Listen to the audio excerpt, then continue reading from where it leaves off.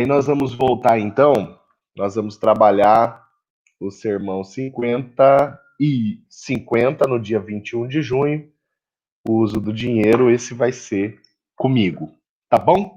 Nós vamos dar início, e para nós começarmos, eu gostaria de ler um trecho da palavra de Deus, que está em Hebreus capítulo 13, lá no nos versículos de número 7 e 8, que a palavra diz assim: lembrem-se dos seus líderes, os quais pregaram a palavra de Deus a vocês. E considerando atentamente o fim da vida deles, imitem a fé que tiveram. Jesus Cristo é o mesmo ontem, hoje e para sempre. Eu gosto muito desse texto, porque ele é um texto que fala acerca de legado, né? Ele orienta a cada discípulo, a cada discípula de Cristo, a ser alguém atento ao legado daqueles que pregaram a palavra, ensinaram a palavra, ministraram a palavra, e isso, sem sombra de dúvidas, nós, da tradição metodista, da tradição wesleyana, nós temos um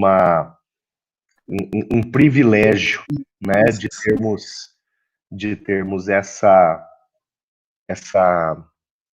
bênção, né, a bênção de termos um legado poderoso, grandioso, né? Estudar os sermões de Wesley é estudar não apenas a nossa história, mas estudar a nossa doutrina. Eu já ouvi alguém falar assim: a igreja metodista é uma igreja que não tem doutrina, né? Pera lá, né? A igreja metodista ela tem doutrina, sim, né? Ela não tem costumes, né? Alguns costumes como outras denominações evangélicas e até mesmo algumas denominações históricas com muita moderação, mas até mesmo algumas denominações históricas guardam alguns costumes, que são aquelas questões que vão um pouco além da Bíblia, né? Agora, a Igreja Metodista tem doutrina, sim, né? Ela tem aqueles que são chamados os 25 artigos de religião, ela tem aquelas que são chamadas as regras gerais, que são 3, e ela tem os sermões de John Wesley, né? E tudo isso compõe o campo doutrinário da Igreja Metodista. Então, quando a gente está estudando sermões de Wesley, nós estamos estudando doutrina, né? Estamos estudando a nossa confissão de fé, a nossa base doutrinária, tá bom? Nós vamos ter uma palavra de oração. Eu vou aproveitar que o Zé Arthur entrou aí, né? O Zé é o coordenador da nossa escola dominical. Vou aproveitar que o Zé Arthur entrou. Abre aí seu microfone, Zé. E Paz, bom dia. Já faz por nós uma oração e logo em seguida a palavra já está com o Jeter, tá bom? amém, amém. Senhor nosso Deus, nós louvamos e bendizemos o teu santo nome, Pai. Nesta manhã, Senhor, nós colocamos os nossos corações e as nossas mentes, Pai, e os nossos ouvidos abertos, Senhor, para receber da tua palavra, Senhor. Nós te pedimos que o Senhor use o seu servo, Senhor, o Senhor use o seu filho Jéter, Pai, para, à medida que traz, Senhor, rememora, Pai, os estudos do sermão do Wesley, Senhor, que essas palavras sejam atualizadas, que elas venham com um frescor novo para a nossa vida, para o nosso tempo, Senhor, que como é a tua palavra, Senhor, que ela seja viva, Pai, que ela transforme os nossos corações, ó Deus, que ela transforme o nosso viver, Senhor. Assim nós te pedimos, ó Senhor, coloca, Senhor, o teu Espírito Santo à disposição, ó Pai, da nossa mente, Pai, para que nossa mente seja iluminada, Senhor, e que nós tenhamos, ó Pai, a capacidade de compreender pelo nosso coração, Pai, a tua palavra, Senhor, mais do que palavras, Senhor, mas que elas venham calar o nosso coração e a nossa mente. Deus, em nome de Jesus, nós oramos agradecidos, Pai. Amém. Tá contigo, Jetão. Deus abençoe, meu amado. Amém, pastor. Estão me ouvindo bem aí? Então, tá bom. E todos os nossos irmãos juntos aqui. Maravilha.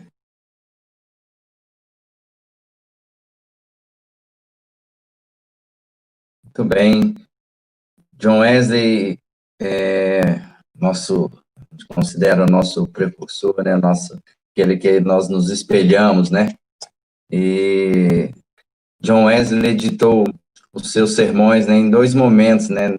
Logo depois do início da fase mais evangelista, né? E da formação do movimento metodista. Mais tarde, né, a partir de 1778, no Arminian Magazine, a revista foi editada por ele também até o ano da morte dele, 1791. Esse sermão 18 aí, ele faz parte dessa tipologia dos sermões de Wesley. Alguns têm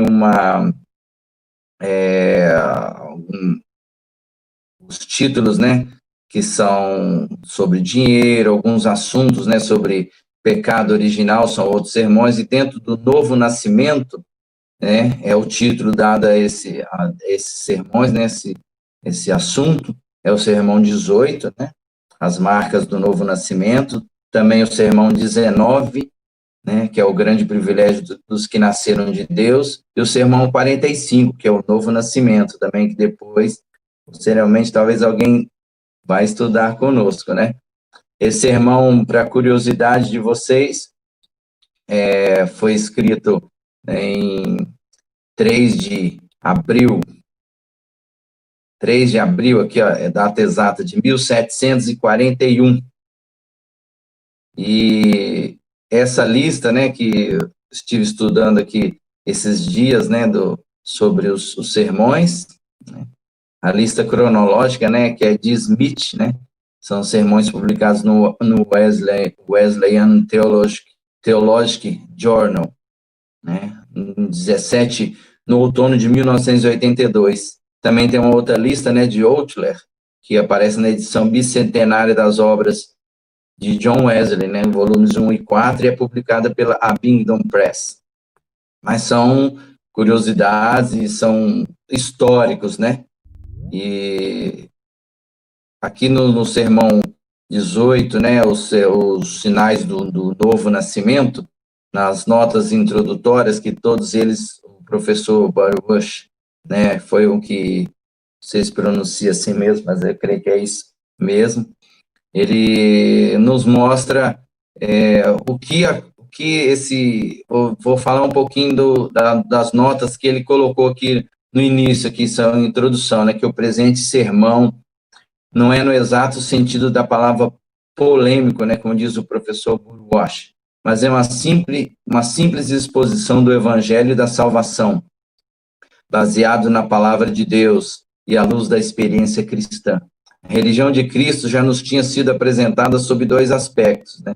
A nova relação para com Deus e a nova experiência subjetiva da libertação da culpa e a experiência do gozo da paz e da segurança íntimas. Aqui os aspectos que ele aborda aqui nesse sermão são distintos, né? Mas eles são inseparavelmente né? As novas relações dão lugar a novas emoções.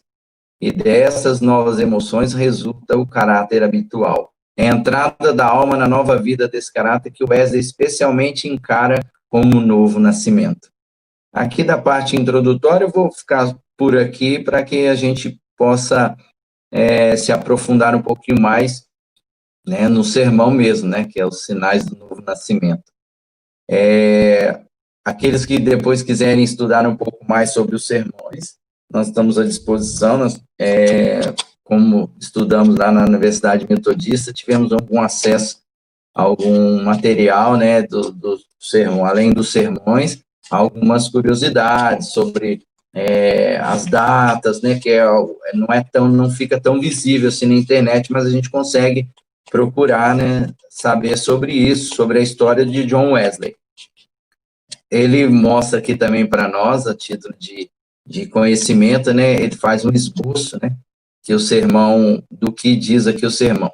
O sermão não tem vista definir, mas apontar os sinais do novo nascimento, né, ele está para que vocês já possam poder aí preparar a palavra de Deus aí para vocês. Nós vamos abordar os 3 sinais aqui principais, né, os sinais do novo nascimento, que são, em primeiro lugar, a fé, a esperança e o amor. É muito interessante isso aí. Aqui no início, né, a fé, nós temos o Gálatas 3:26, que vai ser o nosso tema aqui da fé, né, porque todos sois filhos de Deus pela fé em Cristo Jesus. Depois a esperança, 1 Pedro 1:3, falando sobre bendito seja o Deus e Pai de nosso Senhor, que segundo a sua grande misericórdia nos gerou de novo para uma viva esperança pela ressurreição de Jesus Cristo dentre os mortos. E no amor, Romanos 5:5, a esperança não traz confusão, porquanto o amor de Deus está derramado em nossos corações pelo Espírito Santo que nos foi dado, né? Então, assim, é o esboço que era preparado pelo John Wesley, né? E nós vamos aqui começar com os sinais do novo nascimento. Assim é todo aquele que é nascido do Espírito, né? O vento assopra onde quer. Aqueles que quiserem, João 3, vamos ler aqui o versículo de João 3:8, tá? Aí o pastor está mediando aí as participações. Se alguém quiser falar, já faz o contato aí direto com o pastor, ele abre aí o microfone para alguma dúvida já no final, aqueles que quiserem falar alguma coisa, ok? Jeter, só uma observação. Sim. Inclusive os que estão no YouTube, se quiserem fazer alguma pergunta lá pelo chat, estão em ordem. Tá ok. Muito bem. Antes, o pastor já tinha colocado aí agradecimento às pessoas que estão participando conosco, né? E os que estão assistindo aí pelo YouTube, nós agradecemos a confiança de vocês estarem estudando conosco sobre os sermões de John Wesley. Amém? Então, João 3:8, o versículo nos diz assim: o vento assopra onde quer e ouves a sua voz, mas não sabes de onde vem nem para onde vai. Assim é todo aquele que é nascido do Espírito. Como se apresenta o que é nascido do Espírito, isto é, nascido de novo, nascido de Deus? O que significa ser nascido de novo? John Wesley aqui começa com algumas perguntas, né? Característica dos sermões dele também. Ser nascido de Deus ou ser nascido do Espírito? O que vem a ser filho de Deus ou ter o Espírito de adoção? Que esses privilégios pela livre misericórdia de Deus acompanhem ordinariamente o batismo, né? O batismo é o que nosso Senhor no versículo precedente chama nascer da água do Espírito, né? Nós já sabemos, mas queríamos saber, entretanto, em que consiste esses privilégios. O que é o novo nascimento? Talvez não seja necessário, né, dar uma definição disto, né? Uma vez que as Escrituras não apresentam nenhuma, como, entretanto, a questão interessa profundamente a todo filho do homem, visto que, a não ser que alguém seja nascido de Deus, desejo salientar de modo mais claro os sinais do novo nascimento, exatamente como os encontro na Escritura. O primeiro sinal, né, é a fé, o primeiro desses sinais. Também serve de fundamento a todos os outros. É a fé, diz Paulo, né? Somos filhos de Deus pela fé em Cristo Jesus. Está em Gálatas 3:26. João nos diz assim: a eles dou-lhes o poder. Aqui no hebraico, ekousian, né? Se a pronúncia é mais ou menos assim, né?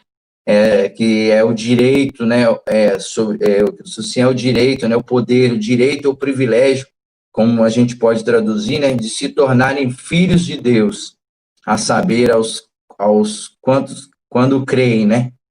Não do sangue, nem da vontade da carne, não por geração natural, nem da vontade do homem, como as crianças adotadas pela vontade do homem, sobre as quais o ato...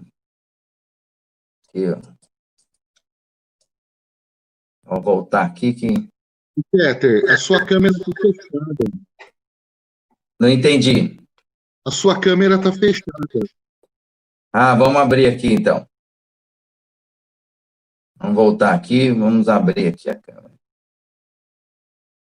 Pronto. Aqui, tá aberto? O pastor tá vendo aí bem? Tá aberto, tá ok. Tá, então tá bom. Beleza. Vou voltar aqui, pô. Muito bem.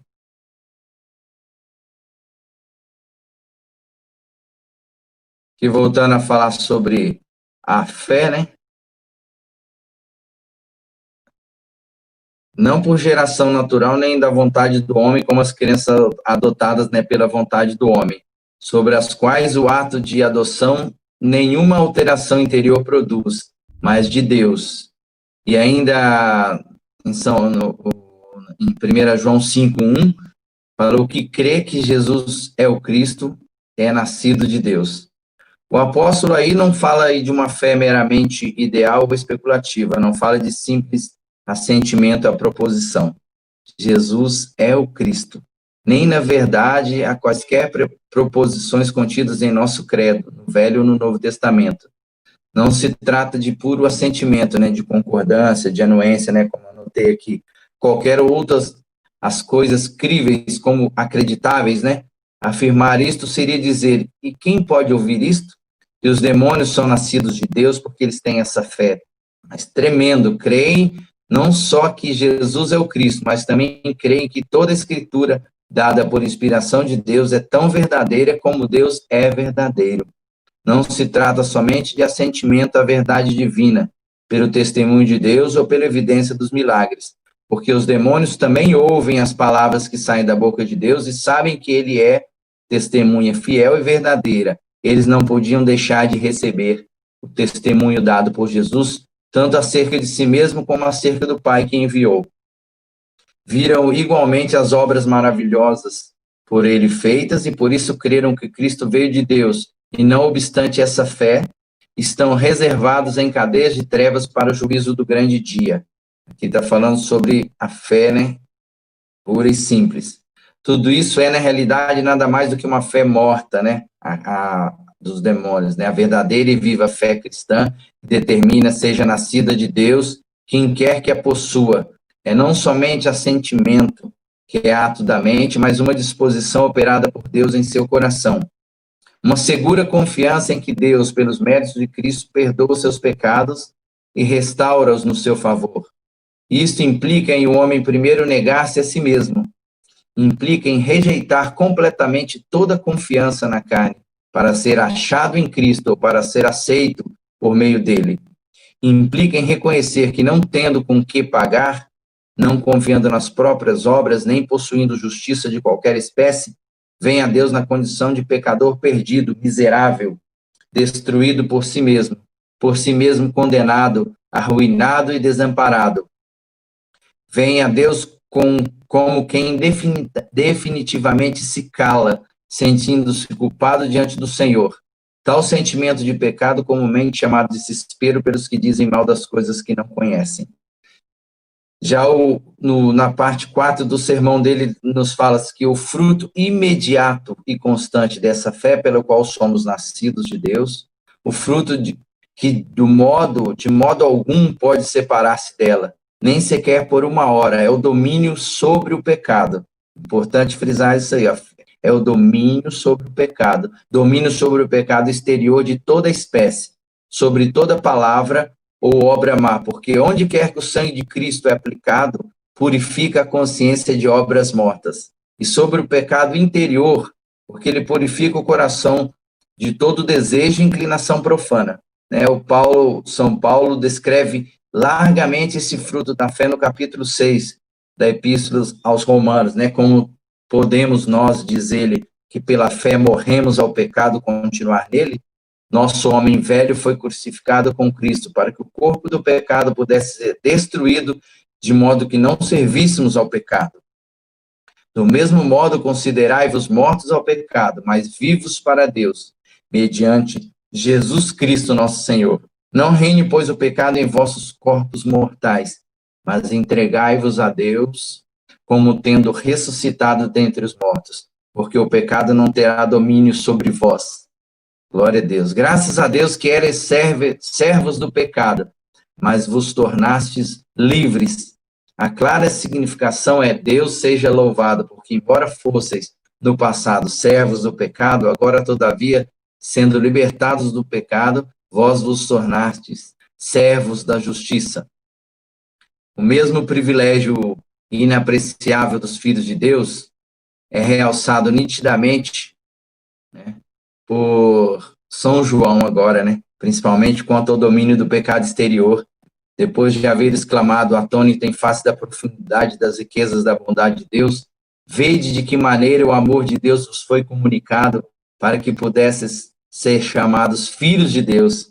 Amados, agora sois filhos de Deus, não foi ainda revelado o que sereis, mas sabemos que quando ele aparecer, seremos semelhantes a ele, porque o veremos assim como ele é. 1 João 3:1, né? Logo acrescenta: quem quer que é nascido de Deus não peca, porque a sua semente permanece nele, e ele não pode pecar porque é nascido de Deus, né? Mas alguns dirão: na verdade, o que é nascido de Deus não peca habitualmente? Habitualmente, de que vem esta palavra? Eu não leio isso, não está escrito no livro. Deus expressamente diz: não comete pecado. E tu acrescentas habitualmente: quem és tu que emendas os oráculos de Deus, que acrescentas alguma coisa às palavras deste livro? Guarda-te, eu conjuro, para que não aconteça que Deus te acrescente todas as pragas que neles estão escritas, especialmente se considera que o comentário que aduzes é de molde a subverter inteiramente o texto. Assim é que, por este método astucioso de enganar, perde-se inteiramente a promessa.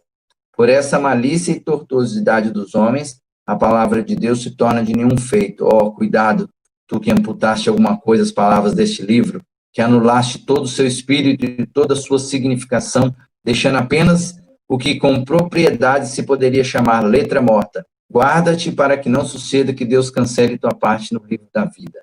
É a parte quinta do sermão, falando sobre, né, a fé e sobre Paulo e João, e do texto, né? Permita o apóstolo que interprete suas palavras à luz do inteiro teor do seu discurso. No 5º versículo deste capítulo, diz assim: sabemos que ele, Cristo, manifestou-se para tirar nossos pecados, e nele não há pecado. Qual a inferência que disto tira o escritor? Quem quer que está nele não peca. O que peca nunca o viu, nem o conhece. Para reforçar essa importante doutrina, aduz uma advertência altamente necessária. Filhinhos, que ninguém vos engane, porque muitos tentarão enganar-vos, persuadindo-vos a seres injustos, cometendo pecado e continuando na condição de filhos de Deus. O que pratica a justiça é justo, como Deus é justo. O que comete pecado é do diabo, porque o diabo peca desde o princípio e prossegue, né? Quem é nascido de Deus não comete pecado, porque sua semente permanece nele, e ele não pode pecar, porque é nascido de Deus. Nisto acrescenta o apóstolo: os filhos de Deus e os filhos do diabo são manifestos por esse claro sinal, que é cometer ou não cometer o pecado, né? Eles se distinguem entre si. No mesmo sentido são as palavras do capítulo 5º. Sabemos que o que é nascido de Deus não peca, mas o que é gerado de Deus o guarda, e o maligno não o segura, que é o versículo 18. Outro fruto dessa fé viva, né, dentro do sinal fé, é a paz, né? Porque justificados pela fé, tendo todos os nossos pecados cancelados, temos paz com Deus, mediante nosso Senhor Jesus Cristo. É o texto de Romanos 5, versículo 1. Essa mesma paz o próprio Senhor, na véspera de sua morte, solenemente legou a todos os seus seguidores. A paz, disse ele, vos deixo, né? A vós que credes em Deus e credes também em mim, minha paz vos dou. Eu vou-la dou, não como o mundo a dá. Não se turbe o vosso coração, nem se arreceie, né? João 14, 27. E outra vez essas coisas vos digo para que tenhais paz. João 16, 33. Esta é aquela paz de Deus que excede a toda compreensão, aquela serenidade de alma que o homem natural não pode conceber e não pode conceber, né? E que mesmo ao homem espiritual não é possível entender. Quer esteja em abundância ou necessidade, na saúde ou na doença, em fartura ou em falta, de qualquer modo, sentem-se felizes em Deus. Aprenderam a estar contentes em qualquer condição e dar graças a Deus por Cristo Jesus, estando bem certos de que, seja o que for que venha, sempre será o melhor, desde que seja essa a sua vontade, de modo que em todas as vicissitudes seu coração permanece firme, crente no Senhor. Vicissitudes aí, o significado é o revés, né, circunstâncias contrárias, desfavoráveis, né, da vida. Esse é a primeira parte, né, do sermão, falando sobre a fé, um sinal do novo nascimento que produz aí a paz. No segundo sinal, aqui é a esperança, né? É outro sinal bíblico dos que são nascidos de Deus. Nós estamos tratando sobre isso nesta manhã, né? E, assim, estou relendo algumas coisas, né? Mudamos algumas coisas, bem pouquíssimas, mas fazendo uma leitura bem, praticamente fiel, né, ao sermão de John Wesley, para que possamos entender o pensamento dele e o que é trazido para nós nessa era. Falando a todos os filhos de Deus que estavam dispersos, assim se expressa São Pedro, né? Pedro, bendito seja o Deus e Pai de nosso Senhor Jesus Cristo, que segundo a sua abundante misericórdia gerou-nos de novo para uma viva esperança. Do hebraico aí, né, el viva, né, uma vívida ou viva esperança, diz o apóstolo, né? Porque também é uma esperança morta. Como existe uma fé morta, também é uma esperança que não vem de Deus, mas do inimigo de Deus e do homem, como se torna evidente pelos seus frutos, porque sendo ela a fonte de orgulho, é mãe de todas as palavras e obras más. Ao revés, todo homem que tem aquela viva esperança é santo como aquele que não vem de Deus, mas inimigo de Deus e do homem, como se torna evidente pelos seus frutos. Porque sendo ela a fonte do orgulho, é mãe de todas as palavras e obras más, né? É santo como aquele que o chamou. Todo homem que pode verdadeiramente dizer a seus irmãos em Cristo, irmãos, agora somos filhos de Deus e vê-lo-emos como ele é. Purifica-se a si mesmo, assim como ele é puro. Interessante. Essa esperança implica primeiro no testemunho de nosso próprio espírito ou consciência, de andarmos em simplicidade e piedosa sinceridade. Segundo, no testemunho do Espírito de Deus, testificando com o nosso espírito, ao nosso espírito, que somos filhos de Deus, e, pois, herdeiros de Deus e co-herdeiros de Cristo. Observemos cuidadosamente o que aí nos ensina, no tocante aos gloriosos privilégios de seus filhos. Quem se afirma aí ser o que dá testemunho, não é somente nosso espírito, mas outro, ou seja, o Espírito de Deus, este é quem testifica com nosso espírito, que testifica o Espírito, que somos filhos de Deus. E se filhos, também somos herdeiros, herdeiros de Deus e co-herdeiros de Cristo. Para quem está anotando aí, Romanos 8, 16 e 17 é o texto que acabamos de ler. Se é que sofremos com ele, se negamos a nós mesmos, tomamos cada dia a nossa cruz. Alegremente suportamos perseguição ou vexame, né, por sua causa, né, para que possamos ser igualmente glorificados e a quem o Espírito Santo dá testemunho. A todos os que são, versículos precedentes, que os que são conduzidos pelo Espírito de Deus são filhos de Deus. Porque não recebemos o espírito de escravidão para estarmos outra vez em temor, mas recebemos o espírito de adoção, pelo qual clamamos, Abba, Pai, e prossegue, o mesmo Espírito testifica com o nosso espírito que somos filhos de Deus. O texto aí é de Romanos 8, 14 a 16. Dentro aqui da esperança, né, é digna de nossa atenção a variante que aparece no versículo 15. Recebemos o Espírito de adoção pelo qual clamamos, Abba, Pai. Nós que em maior ou menor número somos filhos de Deus, recebemos em virtude de nossa filiação precisamente o Espírito de adoção, pelo qual nós clamamos, Abba, Pai, nós, os apóstolos, profetas, mestres, porque assim entendendo não se está forçando, né, o texto. Nós que servimos de instrumento para que vós outros cresçais ministros de Cristo e dispenseiros do ministério de Deus. Como nós e vós temos um só Senhor, assim temos um só Espírito. Como temos uma só fé, assim temos também uma só esperança. Nós e vós, né, somos selados num mesmo Espírito de promessa, penhor de vossa e de nossa herança, o mesmo Espírito testificando com vosso e com nosso Espírito que somos filhos de Deus. Deste modo, né, se cumpre a Escritura. Bem-aventurados que choram, porque eles serão consolados. Porque é fácil crer que, embora a tristeza possa preceder esse testemunho do Espírito de Deus, com o nosso espírito, né? Na verdade, essa tristeza aí deve preceder de algum modo enquanto gememos sob o temor e sentimos a ira de Deus pendente sobre nós. Certo é que tão logo sentimos em nós mesmos o Espírito, tal tristeza se envolve em alegria.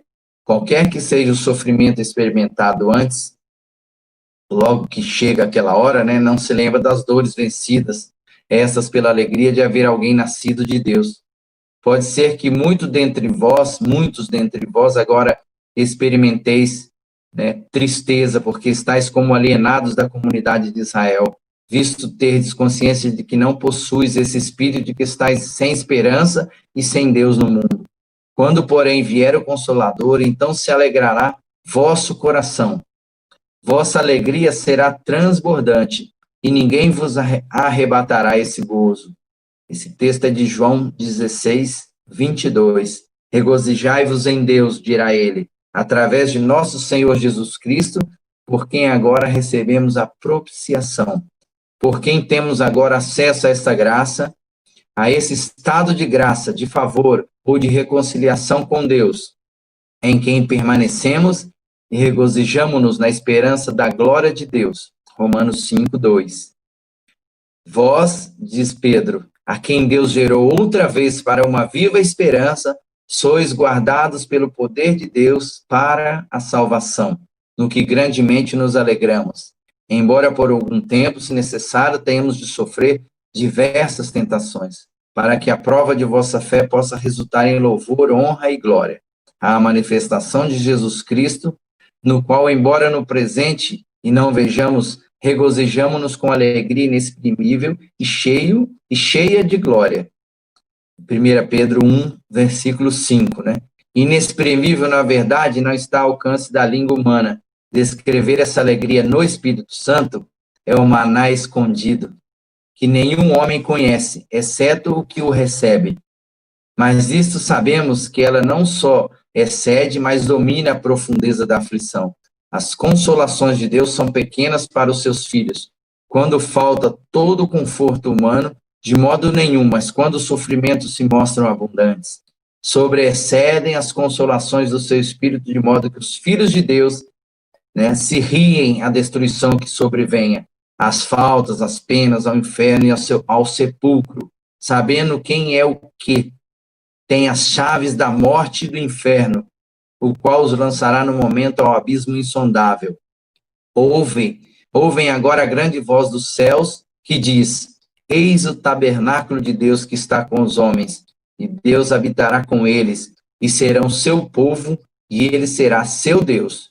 E Deus enxugará todas as lágrimas de seus olhos, e não mais haverá morte, nem tristeza, nem lamento, nem sofrerão qualquer dor, porque as primeiras coisas são passadas. Apocalipse 21, 3 ao 4. Estivemos estudando essa semana sobre o Apocalipse e esse sinal do novo nascimento, né, falando sobre esperança, né, é bem, né, o que nós estudamos, né, a esperança de estar com Cristo, a esperança de sermos seus, né, filhos e morarmos com Ele.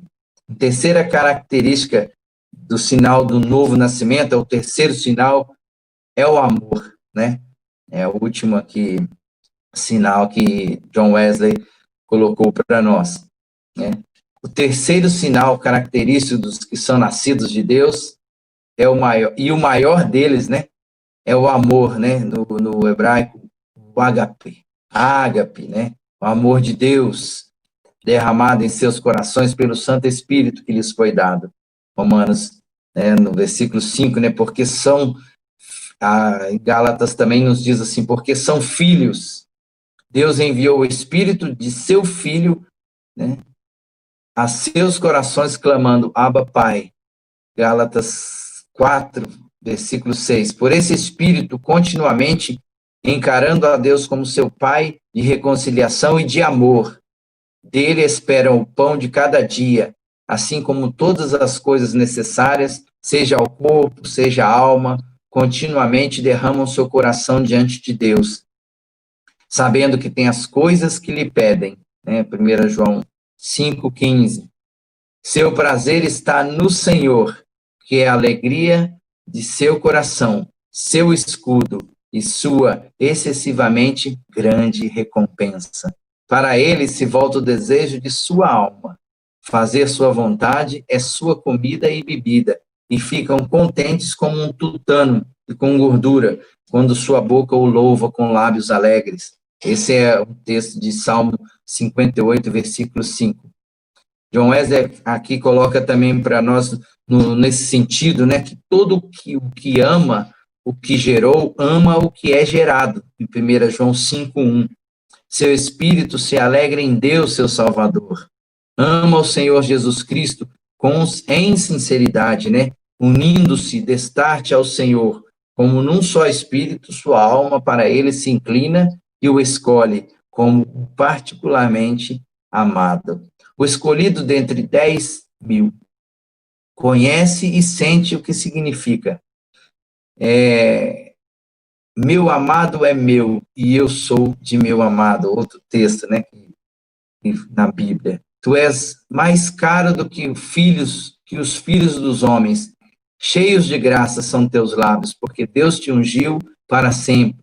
Salmo 45, versículo 2. Os frutos necessários desse amor de Deus são o amor a nosso próximo.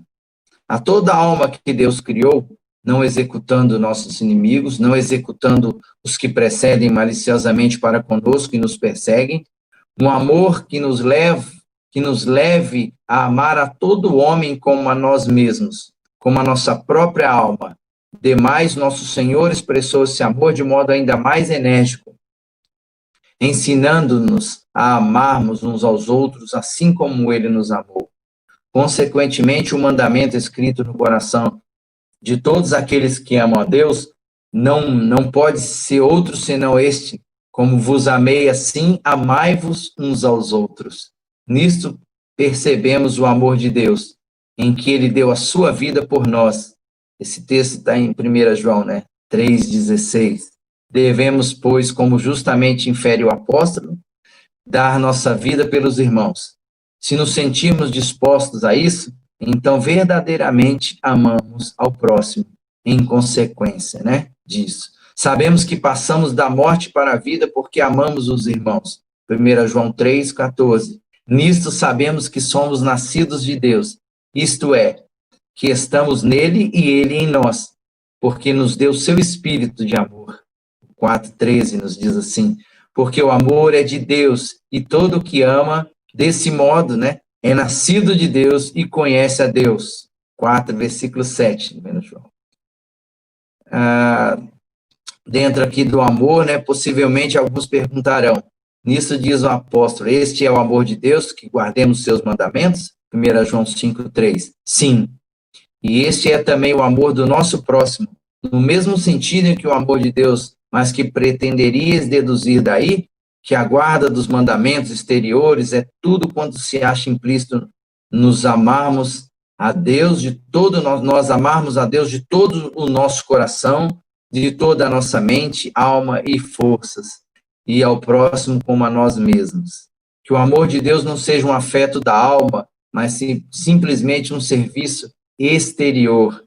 Que o amor do nosso próximo não seja uma disposição do coração, mas simplesmente o exercício de obras exteriores. Ao vitrar uma tão grosseira interpretação das palavras do apóstolo, é suficiente para refutar a própria alusão. O significado claro e incontroverso do texto é este. Este é o sinal ou a prova do amor de Deus, estarmos guardando o primeiro e grande mandamento, e também guardando todo o resto dos seus mandamentos. Porque o verdadeiro amor, se nos foi uma vez derramado no coração, levar-nos a isto, né? Desde que não se pode deixar de amar a Deus de todas as forças, quem quer que ame a Deus de todo o seu coração. Um segundo fruto do amor de Deus, né? Até onde pode ser distinguido desse, né? É universal, a obediência àquele a quem amamos, e a concordância com sua vontade e obediência a todos os mandamentos de Deus, interior e exterior. Obediência de coração e de vida, em todo o caráter, em toda maneira de conversação. Um dos traços de caráter que mais obviamente se inclui nessa disposição é ser o homem zeloso de boas obras, ter fome e sede de fazer o bem, de toda a espécie possível a todos os homens. Regozija-se em consumir-se e ser consumido por amor deles, por todos os filhos dos homens, não visando qualquer recompensa neste mundo, mas somente na ressurreição dos justos. Aí encerramos, né, o último sinal, que é o mais importante deles, né? Como John Wesley coloca, que é o amor. Aqui John Wesley, no final do sermão dele, nos coloca a aplicação, né? E aqui ele nos diz assim, ó: tenho, pois, assinalado as marcas do novo nascimento, tais como as encontro evidenciadas na Escritura. Deste modo, é o próprio Deus que responde à premente questão, né? Que é ser nascido de Deus? Se apelar para a palavra de Deus, a resposta será assim, ó: nascido de Deus é todo aquele que é nascido do Espírito. É ser tido no conceito do Espírito de Deus como filho de Deus. É crer de tal modo em Deus através de Cristo, que alcança a condição de quem não comete pecado e goza em todas as situações daquela paz, né, de Deus que excede a toda compreensão. É de tal modo esperar em Deus mediante o Filho de seu amor, que não só tem o testemunho de uma boa consciência, mas também o Espírito de Deus testifica com o vosso espírito que sois filhos de Deus, de onde não pode deixar de decorrer o regozijo naquele por quem recebeste a propiciação. É amar de tal modo a Deus que vos amou, como jamais amaste a qualquer criatura, sendo, pois, constrangidos a amar a todos os homens como a vós mesmos, com um amor que não apenas abrasa vossos corações, mas flameja em todas as vossas ações e conversações, e fazendo de toda a vossa vida um trabalho de amor, uma contínua obediência a estes mandamentos. Sede misericordiosos, como Deus é misericordioso. Sede santos, como eu, Senhor, sou santo. Sedes perfeitos, como é perfeito vosso Pai Celestial. Na segunda aplicação que podemos colocar aqui, que John Wesley nos colocou, é que sois vós, que assim nasceste de Deus, vós conheceis as coisas que vos são dadas por Deus, vós bem sabeis que sois filhos de Deus, e podeis ter vossos corações seguros diante dele. E vós, que tendes observado essas palavras, não podeis senão sentir e conhecer com exatidão, se nesta hora, né, responder a Deus, né, responder a Deus, vocês, e não ao homem, sois filhos de Deus ou não. A questão não é saber o que fostes feitos no batismo, né, não iludais a pergunta, mas por que sois agora? Apelo para a vossa própria alma. Eu não pergunto se nascestes da água e do Espírito, mas se agora sois templo do Espírito Santo que habite em vós, reconheço que fostes circuncidados com a circuncisão de Cristo, como Paulo enfaticamente denomina o batismo, né? Mas o Espírito de Cristo de glória repousa agora sobre vós. Se assim não é, vossa circuncisão se tornou em incircuncisão. Não digais, portanto, em vosso coração: fui uma vez batizado, logo sou agora filho de Deus. Aí a conclusão nenhum fundamento possui, né? Quantos batizados há que são glutões e beberrões, né? Vulgares, mentirosos e perjuros, zombeteiros e maldizentes, libertinos, ladrões e defraudadores? Que pensais? Esses tais são agora os filhos de Deus? Longe disto, né? Digo-vos, quem quer que sois que possuis alguns dos característicos acima mencionados? Sois filhos de vosso pai, o diabo, e fazeis as obras do vosso pão. Digo-vos, né, em nome daquele a quem crucificasse de novo, né, é pai aqui em cima, e servindo-me de suas próprias palavras, ditas a vossos predecessores circuncidados, serpente, raça de víboras, como podereis escapar à condenação do inferno? E por fim aqui, como a aplicação também para nós, né, John Wesley coloca assim: como escaparei a não ser que tenhais novo nascimento? Porque estáis agora mortos em delitos e pecados. Dizerdes, pois, que não podemos nascer de novo, que não há novo nascimento, a não ser pelo batismo.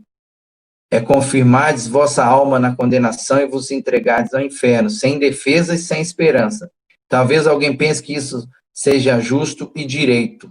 No seu zelo pelo Senhor dos Exércitos, talvez venha dizer, sim, cortai os pecadores ou os amalequitas, sejam esses gibeonitas totalmente destruídos. Eles não merecem outra coisa. Não, nem eu, nem vós. Meu merecimento como vosso e como desses antigos pecadores só dão direito ao inferno. E é pela pura misericórdia, pela livre e merecida misericórdia, que não nos encontramos agora no fogo inextinguível, direis. Mas fomos lavados, nascemos outra vez da água e do Espírito. Assim o foram eles. Isto, entretanto, não impede de modo nenhum que estejam agora na mesma condição em que eles se encontram. Não sabeis que aquilo que é altamente estimado pelos homens é abominação à vista de Deus? Voltai-vos, santos do mundo, vós que sois honrados pelos homens, e vede quem dentre vós será o que atire a primeira pedra sobre eles. Sobre os que não são dignos de viver na terra, sobre as meretrizes vulgares, os adúlteros e os homicidas. Somente aprendei primeiro o que significa: aquele que odeia seu irmão é homicida. Né? Aquele que olha para uma mulher, para o cobiçar, já no seu coração, adulterou com ela, é Mateus 5, 28, né? O primeiro texto aí é 1 João 3,15, né? Falando sobre homicida. Adúlteros e adúlteras, não sabeis que a amizade do mundo é inimizade para com Deus? Tiago 4, 4. Né? Em verdade vos digo, deveis também nascer de novo, né? Se também vós não nascestes outra vez, não vereis o reino de Deus. Não vos arrimes no caniço frágil que é o vosso novo nascimento. Pelo batismo, quem contesta que vos fizeste então filhos de Deus e herdeiros do reino dos céus? Mas não obstante isso, sois agora os filhos do diabo, por isso deveis nascer de novo. Não ponham Satanás em vosso coração e cavilosidade de uma palavra, quando os fatos são claros. Ouviste quais são os sinais característicos dos filhos de Deus. Todos vós, os que não tendes em vossas almas, quer tenhais sido batizados ou não, tendes a necessidade de os receber, ou perecereis sem dúvida alguma para sempre. Se fostes batizados, vossa única esperança é esta: os que se tornaram filhos de Deus pelo batismo, mas são agora filhos do diabo, podem ainda receber o poder de se tornarem filhos de Deus, recebendo outra vez aquilo que perderam, ou seja, o espírito de adoção, clamando em seus corações: Abba, Pai. Amém, Senhor Jesus. Possa todo aquele que outra vez preparou o coração para buscar a tua face, receber de novo o espírito de adoção e clamar: Abba, Pai. Torne-se ele filho de Deus, conhecendo e sentindo que tem redenção em teu sangue e o perdão dos pecados, e que não pode cometer pecado, porque é nascido de Deus. Seja o tal gerado de novo, para uma viva esperança, de modo que se purifique a si mesmo como tu és puro. E porque é filho, descanse sobre ele o espírito de amor e de glória, purificando-o de toda imperfeição da carne e do espírito, e ensinando-lhe a aperfeiçoar na santidade pelo temor de Deus. Amém. Glória a Deus. Eu não sei se alguém já considerou John Wesley como um teólogo sistemático, mas é incrível a capacidade que ele tem de ir muito além do texto e ensinar ensinar doutrinas, né? Criar doutrinas, estabelecer doutrinas a partir de um texto. Eu estava pesquisando a história desse sermão, né? Como nasceu esse sermão? Porque você vê que ele cita, ele parte de 1 Coríntios 13, né? Agora, pois, permanecem a fé, a esperança e o amor. Estes três, porém, o maior deles é o amor, né? Que é um bloco central ali no assunto serviço da igreja, na primeira carta de Paulo aos Coríntios, né? Serviço da igreja começa no capítulo 12, fecha-se no capítulo 14. Mas John Wesley não cita esse texto, né? Ele parte de 1 Coríntios 13, mas ele não cita 13 de 1 Coríntios. Por que será? Né? E aí, achando a história desse sermão, eu encontrei a resposta para isso, porque, de fato, esse sermão nasceu com a leitura de 1 Coríntios capítulo 13, versículo 13. Mas, especificamente, o sermão nasce por causa do versículo 12 de 1 Coríntios 13, que é o seguinte, ó. Porque agora vemos como num espelho, de forma obscura. Depois veremos face a face. Agora meu conhecimento é incompleto. Depois conhecerei como também sou conhecido. Né? Por isso que ele termina o sermão, aliás, que final, né? Na parte das aplicações, que final. Mas é por isso que ele termina o sermão falando de regeneração, né? Até por isso que eu brinquei. Ninguém classifica John Wesley como um teólogo sistemático, mas ele é extremamente sistemático. Ninguém classifica, eu já estou sendo pessimista demais. Né? Eu, pelo menos, não vi isso até hoje. A turma falar que John Wesley é um teólogo sistemático, mas para mim ele é. Mas ele termina o sermão falando de regeneração, né? Uma doutrina da sistemática muito bem delineada por toda a palavra, né? Por toda a Bíblia, desde Gênesis ao Apocalipse, a regeneração ela vai ser vista como um dos centros das propostas do Senhor, né?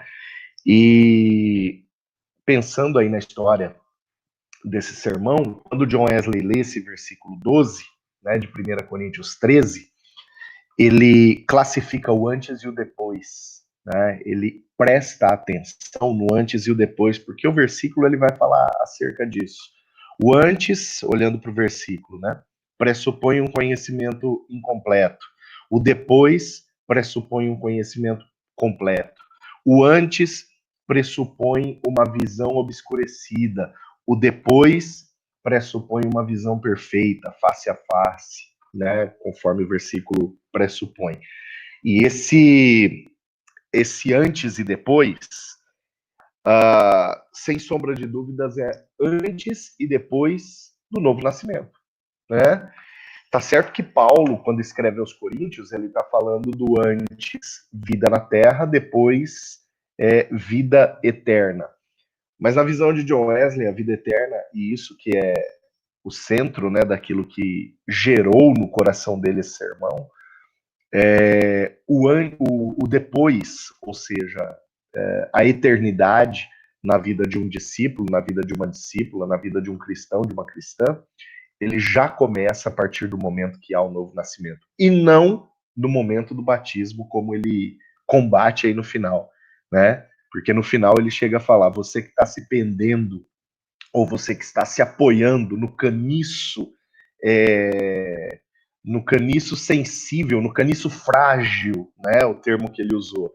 Você que está se apoiando no caniço frágil do batismo e não está apoiado no novo nascimento, você é um batizado, mas é um filho do diabo. Olha que pesado isso, né? Não é à toa que a turma não gostava de deixar John Wesley pregar nos púlpitos anglicanos, né? Glórias a Deus por isso. Gente, olha só, se alguém tiver alguma dúvida, alguma colocação, faça, tá bom? Pode fazer aí pelo chat do YouTube, você que está assistindo ao vivo no YouTube, né? Eu já vou ler quem está conosco aí ao vivo. E você que está aqui na sala do Jitsi com a gente, pode abrir o seu microfone, sua câmera, ou fazer também a sua pergunta, a sua colocação pelo chat, tá bom? Enquanto isso, deixa eu fazer a chamada aqui. Brincadeira, chamada não, né? Mas só mencionar quem está conosco. Aqui no Jitsi, tá? Na sala de aula virtual, está Renato, Zé Arthur, a irmã Eunice, o Marco, eu, o Jetão, né? Então somos nós que estamos aqui na sala do Jitsi, que é aberta para todos, tá, querido? Se você quiser participar da sala, participa da sala com a gente, tá bom? Deixa eu ir lá para o YouTube para ver quem está por lá. Vamos lá, no YouTube, a Renata também. A Renata é versátil, ela tá aqui no Jitsi e ela tá lá no YouTube, olha lá. Renatona. A Renatinha tá lá, o Márcio, a Loide, a Silvana, a Iara, Neuza Salvato, Nádia Ranzi, lá de Dourados, Deus abençoe.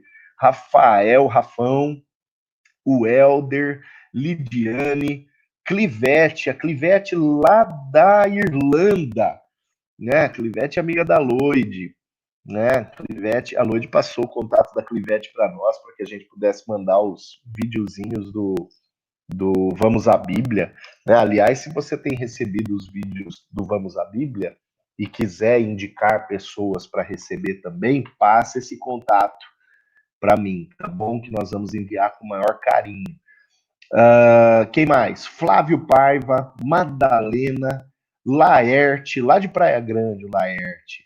Glória a Deus. O Márcio eu já citei, o Helder, Priscila, né? E junto com a Priscila tá fazendo a ressalva aqui, mamãe também, né? A dona Geni, todo o pessoal, né? E não apenas esses nomes que eu citei, mas familiares, né? Que porventura estejam também acompanhando. Eu creio que as famílias estão juntas aí, né? Não sei se a Renatinha tá junto com a mãe, o Márcio, a Deise tá por lá também, sem sombra de dúvidas. Simone tá aqui do meu lado. Simone tá aí do lado do Zé, né? Neuza Salvato, cadê? Nádia Ranzi, Lucas e Bruna devem estar por lá, o Helder, a Neuzinha deve estar por lá, né? Não sei se a Clivete está com a família, Flávio Paiva, a família deve estar perto, né? Enfim. Então, quem mais? Mari e Alice estão acompanhando pelo YouTube. E por falar em Mari, na semana que vem, a Mari que vai ministrar a aula do Sermão 51 de John Wesley, o Mordomo Fiel. Tá bom? Então nós vamos continuar na próxima semana falando sobre o Mordomo Fiel, sobre os sermões de Wesley, né, com o tema Mordomo Fiel, dia 14, e no dia 21 a gente encerra o nosso ciclo de estudos sobre os sermões de Wesley, e aí vai ser comigo falando sobre o sermão 50, o uso do dinheiro. Aqui no chat do Jitsi, a Renata mandou um ok, ela escreveu que é para garantir a conexão, que ela tá lá no YouTube e tá aqui no Jitsi. E a mãe da Renata também tá aí, Deus abençoe a senhora. Deixa eu ver se tem mais alguma aqui. A Silvia mandando um oi pro pai dela, seu Laerte. E é isso daí. Jetão, benção, meu querido. Benção, obrigado, viu, pela sua disposição, pela sua disponibilidade, pelo seu preparo, pelos comentários que você fez e as observações que você fez durante a leitura desse sermão. Intrigante o sermão, né? E eu quero passar para o Zé, para que o Zé possa também dar as suas considerações, e aí a gente termina com o Jeter orando, tá bom? Cadê o Zé? Tá por aí, Zé? Tô aqui, tô ligando aqui a câmera. Amém, glória a Deus. O pastor começou falando, né, daquela falsa ideia, né, da falsa concepção de que a igreja não tem, o metodismo não tem doutrina, né, que a igreja metodista não tem doutrina. E o que falácia isso, né, porque tão profunda, é tão rica, né? E estar visitando isso, né? Poder visitar hoje, né? Essas bases que o Jeter trouxe, né? Dos sinais do nascimento, né? Da fé, da esperança, da transformação de vida, né? A gente vê como isso está tão conectado, né, com os valores, né, cruciais do Evangelho e do metodismo, né? Então, tem sido uma bênção a gente poder visitar esses sermões e mergulhar nessa fonte doutrinária, né? Os sermões, eles costumam ter muito esse viés aplicado da palavra, né? Quando se fala para a igreja, mas é o que o pastor falou mesmo, ele traz toda uma sistemática, né? E teológica, né? É de uma profundidade, de uma riqueza muito grande, né? Além de ser um norte para a nossa vida prática, né? Então, tem sido muito instrutivo a gente poder ler e acompanhar e ouvir, estudar. Pena que são poucos sermões, mas fica aí a, a sugestão, né, de que os irmãos possam continuar. Depois a gente pode, o pastor acho que já até compartilhou uma vez no grupo da igreja o site onde nós temos lá uma compilação de acho que uns 50 e poucos sermões do Wesley, né? A gente fez uma seleção para trabalhar na EBD, mas os irmãos podem até utilizar, e eu acho que é uma possibilidade bacana de devocional, né? Trazer, selecionar ou percorrer esses sermões do Wesley como um estudo devocional, né? Fazendo ali o acompanhamento das citações da Escritura, né? E acompanhando a organização expositiva que o Wesley faz no sermão, né? Então eu agradeço também aí ao Jeter por ter topado estar com a gente, agradeço já de antemão a Mari, que vai estar na próxima semana, e o pastor que vai fechar esse ciclo, e antecipando aqui que a gente já vai começar a preparar, né? Já estamos aí, pastor, a gente já conversou algumas vezes sobre o próximo módulo da EBD, né? Que vai ser um estudo sobre Salmos. E aí nos Salmos a gente vai visitar, né, toda a nossa essência da vida de oração, né? Então, a gente tem ali nos Salmos uma base profunda, né, do louvor a Deus, da oração, do estar em oração constante em todos os momentos, em todas as circunstâncias ao Senhor. Então, já, né, pastor, já dando um spoiler aí do que a gente vai ter na sequência, né? E que bênção, né, pastor, a gente, por essa ferramenta aí, ter tantas famílias conectadas, né, na escola dominical, tantas pessoas juntas, e então tem sido um tempo muito, tem sido um tempo maravilhoso mesmo na presença de Deus, né, mesmo sem a presença física ali no templo, né, a gente está junto, né, a gente está conectado aqui, estudando a palavra e meditando, né, naquilo que o Senhor tem para os nossos corações, né, os cultos. Hoje à noite, nosso culto de ceia, né, ceia do Senhor. Terceira ceia já, hein, pastor? Nesse modo... Terceira ceia em casa. Terceira ceia em casa. Que maluquice, né? Mas que, ao mesmo tempo, que possibilidade de experiência que a gente está tendo, né? Que oportunidade. Então é isso.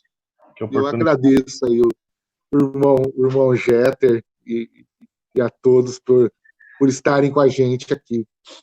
Deixa só, antes do Jeter orar, deixa só eu colocar algumas novidades. Tem um aplicativo, tá? Tem um aplicativo Sermões de João Wesley, tá? Ele é um aplicativo que está no Play Store. Tem a versão dele em inglês. Deixa eu aqui meu dedo. Oh, Jesus amado. Apertei o George Whitfield aqui. Tem a versão dele em inglês, os sermões originais, e tem a versão em português, mais de 50 mil downloads, tá? E ele é bem levinho, ó, 5.9 mega, tá bom? Classificação 4.8, é uma classificação altíssima. Então, se vocês quiserem conhecer mais dos sermões de Wesley, baixe o aplicativo, ele é bem levinho, baixa ele no seu celular, tá bom? Você vai ter acesso a um número bastante grande de sermões, tá bom? E até para acompanhar essas aulas, caso você queira estar com os sermões na mão, vai ser interessante. O Zé lembrou bem, hoje à noite é culto de ceia, então não se esqueça de preparar a sua mesa, de preparar a sua casa para participar da ceia conosco. Não se, esteja desde as 7 horas conectado, aliás, conecta 10 para 7 já, né? Esteja conectado, porque hoje nós vamos ter um culto muito especial, vamos ter um culto muito bonito, preparado com muito carinho para todos os irmãos, para todas as irmãs. É no mesmo canal do YouTube que está sendo transmitido. Hoje nós conseguimos transmitir pelo canal oficial da igreja do YouTube, né? Semana retrasada a gente teve um probleminha e acabamos transmitindo no meu canal particular, mas né, hoje nós conseguimos fazer aí todas as configurações e transmitir pelo canal oficial da Igreja Metodista Central em Presidente Prudente, então o mesmo canal que você pode ver as gravações dos cultos anteriores, a gravação dessa escola dominical vai ficar por lá, ele demora um pouquinho, né, não dá para você assistir de imediato, mas daqui 1 hora mais ou menos já vai estar disponível essa gravação da aula de hoje, e na semana que vem, nas outras semanas, enquanto a gente estiver nesse período de quarentena, a gente vai fazer dessa mesma forma. Sala de aula virtual pelo Jitsi, para quem quiser, nós temos enviado o link para os irmãos e irmãs da igreja e nos WhatsApp da igreja, né, para que você possa participar da sala de aula virtual com a gente, ou a transmissão ao vivo pelo YouTube, como você que está nos acompanhando pelo YouTube. Jeter, obrigado, meu irmão. Deus abençoe muito a sua vida. E a gente queria encerrar com você fazendo suas considerações finais e orando por nós. E aí nós já vamos encerrar. Amém. Nós agradecemos, Senhor, pela tua palavra, Pai. Agradecemos por John Wesley, esse servo de Deus que, mesmo nesse tempo, né, tantos anos atrás, cerca de 280 anos atrás, 1700, né, 70, por aí, nós te esteve ensinando, ó Deus, através da tua palavra, Pai. Fiel àquilo que estava, né, na palavra de Deus. E nós te agradecemos, Senhor. E agradecemos a Deus por esses sinais que estão dentro de nós, do novo nascimento, Pai. E aqueles que ainda não alcançaram, Senhor, que nesta hora, Deus, através, né, da palavra, que é a verdade, Senhor, possam ter sido despertados a buscar esse novo nascimento, né, a ter em si tanto a fé, a esperança, né, o amor ao próximo, o amor a Deus em primeiro lugar. E nós simplesmente te agradecemos, Senhor Deus, por essa rica oportunidade de estarmos, ó Deus, estudando a tua palavra, Pai, e que nós possamos ser também daqui, né, conforme o Senhor permitir também, como John Wesley, Senhor, estudiosos e pregadores, ó Deus, da tua palavra, que a nossa voz possa ecoar, ó Deus, a tua palavra, que sejamos realmente, ó Deus, passar esse novo nascimento adiante, Senhor, que possa ser realmente de grande valia para o reino de Deus. E te agradecemos por esse dia, que já começamos a te cultuar desde cedo, desde as orações, desde as consagrações, que continuaremos te cultuando neste dia, Pai. Em nome de Jesus. Amém. Amém. Glória a Deus. Obrigado, Zé. Obrigado, Jeter. Obrigado, irmãos que nos acompanharam pelo YouTube. Deus abençoe a cada um de vocês. Nós vamos encerrando a nossa escola dominical aqui, vamos encerrando a nossa transmissão por aqui. Que Deus nos abençoe em nome de Jesus.